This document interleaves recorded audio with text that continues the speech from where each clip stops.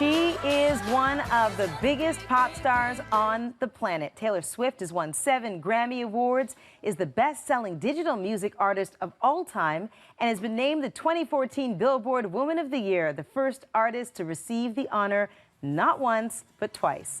Her 5th album, 1989, is out today, and Marcia McMillan recently had a chance to chat with Ms. Swift. What does this album say about where you are in your life right now? I think it says a lot about where I am in my life. I think it says different things than anything I've ever said before on my albums. You know, they have tended to be a little boy-centric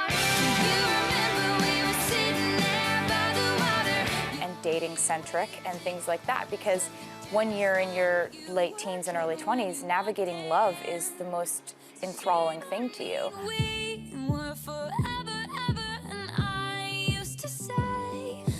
But for me, the last 2 years of my life I've been more fascinated with discovering who I actually am and what I actually want, and living my life on my own terms and defining what I want my world to be with no outside input. So that's a new statement to make. You know, there are songs about what it was like for me to move to New York. And there are songs that reflect back on relationships that ended without thinking that they were bad. And the first hit, Shake It Off, pokes a little bit at your critics, and the song says, haters gonna hate. Have you got to a place where you don't care what people say about you? More so than ever before.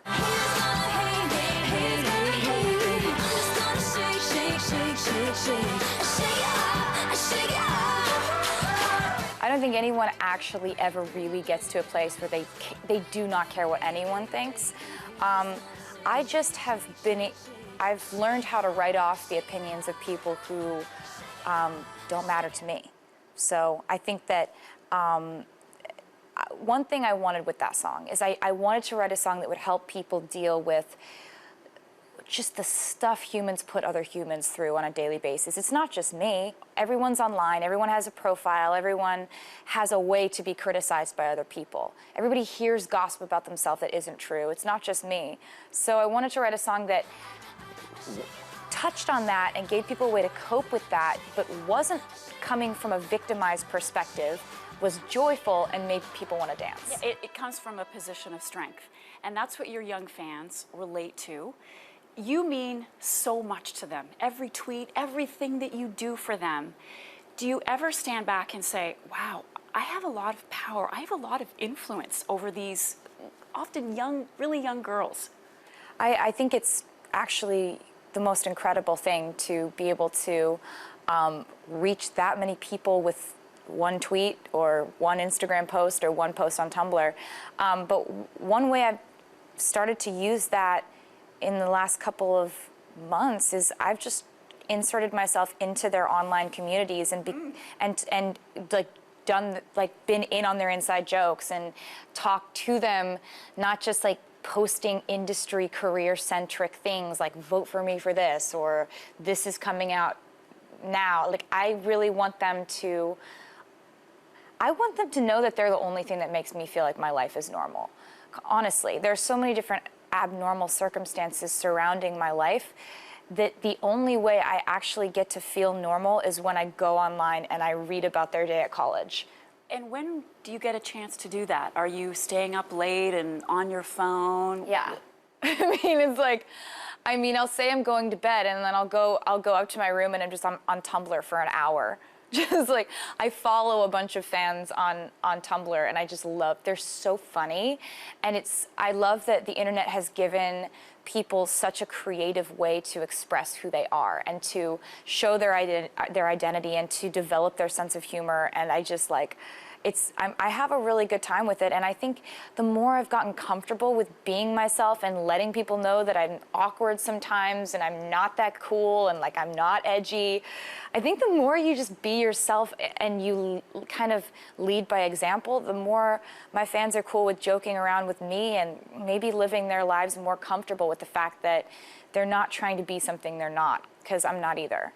Can you do anything you use the word normal, so I'll use it. Can you do anything like a normal person? Can you go out for a coffee? Can you go shopping? Or is everything an event with tons of paparazzi following you? Anything outside my house or my apartment doesn't ever really feel normal. I try so hard to make it normal because I don't engage, like if I'm being followed by a camera crew and all these paparazzi, they know that I don't want to have the conversation.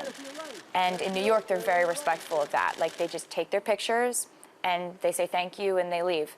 I don't want to make it into a press conference. My friends wouldn't want that either. But in my apartment, in my house, we can bake, we can make dinner, we can dance, we can do whatever we want. It's just that it's just a fact that when I'm outside the doors of my apartment, people are watching me, and that's the life that I chose. And you're okay with it? I have days where I am, days where I'm not. You know, like I don't think anyone has a solid stance on any way that they feel. Like it's like saying, are you happy every day? You know, I mean, sometimes it feels absolutely stifling and overwhelming, to be honest with you. But most of the time I'm able to go through the mental exercise where I just say to myself, how many years did you want this? How many years did you dream about this? How many times did you say to yourself that if you ever got famous, you would walk up to people in restaurants and introduce yourself if they were trying to take a picture of you? Like, I always used to say when I was a little kid, like, if I ever got to do this, I would make the most of it, and I would try to do good things with it, and I wouldn't be all weird and affected by it. So it's not a normal life. I think it's only honest that I admit that to myself. But there are ways that I can still act normal amongst all of it. 1989 goes back to where it's the year you were born, back 24 years. Where do you see yourself in 24 years? You're almost 50 years old. Oh, wow. I mean, I really hope that I hope I'll allow myself to age gracefully, and I hope that I will age without having a lot of anxiety about aging. Because I think a lot of people, especially people in the public eye, they tend to think that aging decreases your worth or decreases your relevancy or decreases the value on your thoughts. And I'm really hoping that with time I'll gain more wisdom and I will use it for good and not allow my brain to create all this anxiety about something that's going to happen to everybody. On a much lighter note, you're also a fashion icon. People named you 2014 Best Dressed. And your contemporaries are often seen in tight, short, revealing. You've gone the other way. Was that by choice to go in a different direction? You're decidedly more ladylike. It's, I think that fashion is a way to express what inspires you. And everybody's got their own style icons, and mine are just more in the vein of Audrey Hepburn and your grandmother. I read my that your grandmother really yeah, inspired you. So, you know, I think that the cool thing about fashion right now is that you can go so many different ways with it. And living in New York has really kind of changed the way that I look at fashion and the way I put myself together in the morning. Like, it's not a lot, it doesn't change it a lot, but I'll just think, maybe I could match my purse with my shoes today. Like, maybe I'll do that, you know? Like, I think having 20 camera, like, photographers outside your apartment kind of makes you think twice about your outfit. But I think New York has definitely had an influence on my style. Well, we know you love fashion. We know you love the 80s. And in keeping with our tradition at Canada, and we wanted to give you a gift. And these are some fashion accessories from the 80s. Wow. Thank you. From the 80s or? From the 80s. Really? Well, they're based on the 80s? They're or based on the 80s. Oh my God. These rubber bands, did you know about these bracelets? Yes, I did. The more the better. Oh, this is Stack them. amazing. Oh, I love this. Right?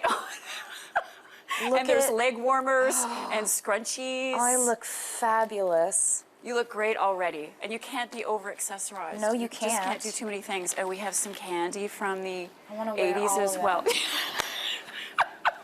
You got me candy. Yeah. Oh my God. And I think there's some pop so rocks hungry. in here as well. You can eat them now. And one other thing we want to point out to you, the 1989 yearbook. These are all things that happened the year that you were born. Oh, that's fabulous. Do you want one of these? Oh, sure. Who's going to say no? Thank you. This was Taylor amazing. Swift, thank you so much. We really appreciate your time, and good luck with everything. Thank you so much. You're so welcome. It's been a really serious interview. I'm sure.